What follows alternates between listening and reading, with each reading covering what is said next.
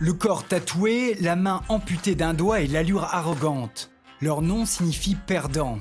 Plutôt paradoxal quand on sait qu'ils forment la plus grande organisation criminelle au monde, les Yakuza.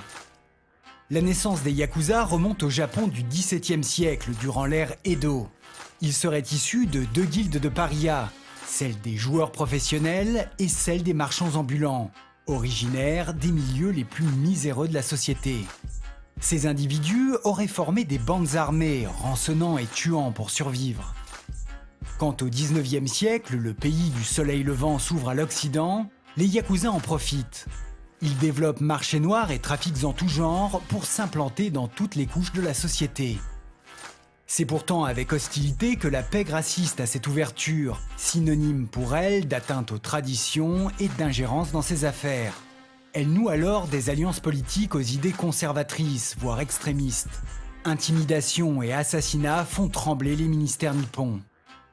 Une stratégie d'infiltration qui va payer durant la Seconde Guerre mondiale. Le gouvernement fait appel aux Yakuza pour divertir les troupes et organiser des trafics dans les territoires conquis. Les profits sont bien sûr colossaux pour tous. La reddition du pays et son occupation en 1945 va même être une aubaine. La ruine économique légitime le marché noir, unique moyen de survie dans les villes. Il faut aussi fournir aux occupants de GI substances illicites, compagnies féminines et jeux d'argent. L'État et la police ferment les yeux car les Yakuza font régner l'ordre et louent leurs bras pour briser les grèves ou assagir la concurrence d'affaires. Prostitution, drogue, raquettes, jeux de hasard, la liste des activités Yakuza devient interminable. Dans les années 60, les effectifs mafieux avoisinent les 200 000 membres, tous hiérarchisés et dirigés d'une main de fer par 4 familles.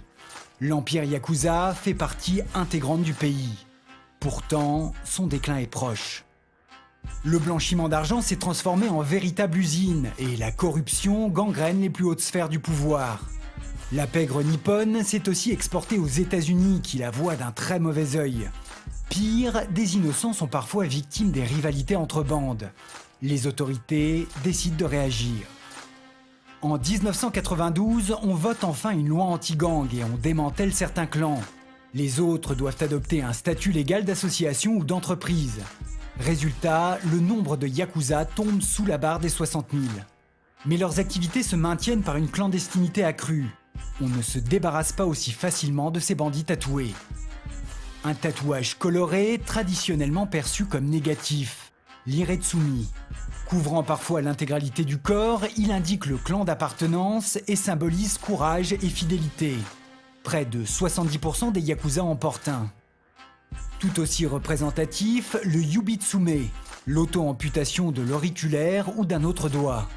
Présenté au chef de clan en signe de repentance pour une faute importante, il est ensuite gardé dans le formol.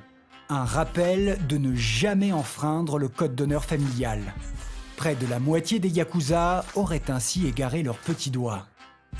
Une faute plus grave entraîne l'exclusion temporaire ou définitive du coupable.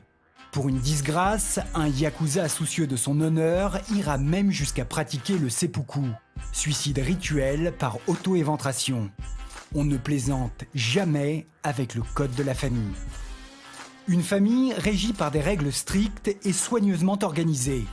Un ordre qui reflète le schéma pyramidal traditionnel de la société japonaise. Au sommet, le patriarche, entouré de conseillers, de comptables et de juristes. Il garantit protection et conseil à ses enfants. Viennent ensuite ses 2 lieutenants, égaux en titre mais pas en autorité. Ils assurent le relais avec leurs subordonnés, les grands frères.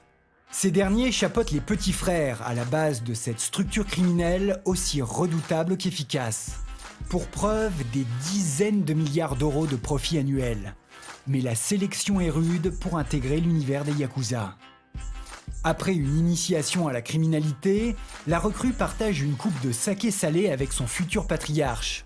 Une cérémonie d'allégeance pour lui jurer fidélité, obéissance et respect de la voie chevaleresque. Un code de conduite en 9 règles. L'ignorer peut conduire à la mort.